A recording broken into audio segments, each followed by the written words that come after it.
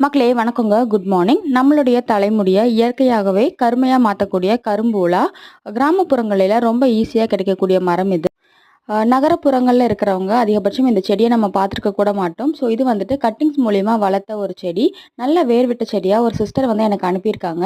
இது வந்துட்டு நல்ல பெரிய மரமா போகக்கூடிய ஒரு வகையான தாவரம். ஆனா நம்ம வந்து சின்ன தொட்டியில வச்சு வளர்த்து பார்க்க போறோம்.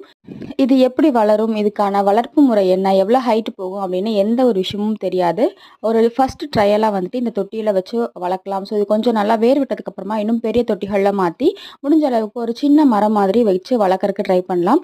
இந்த மாதிரியான இயற்கையான மூலிகைகளை நம்ம வீட்டு தோட்டத்துல சின்ன தொட்டிகளையும் நம்ம வச்சு வளர்க்கும்போது நமக்கு தேவையான இந்த ஹேர் ஆயில் ரெடி பண்றதுக்கு, இந்த மாதிரி சீவக்காத்தூள் ரெடி பண்றதுக்கெல்லாம் நாமளே நம்ம வீட்டு தோட்டத்துல இருந்து எடுத்துக்கலாங்க.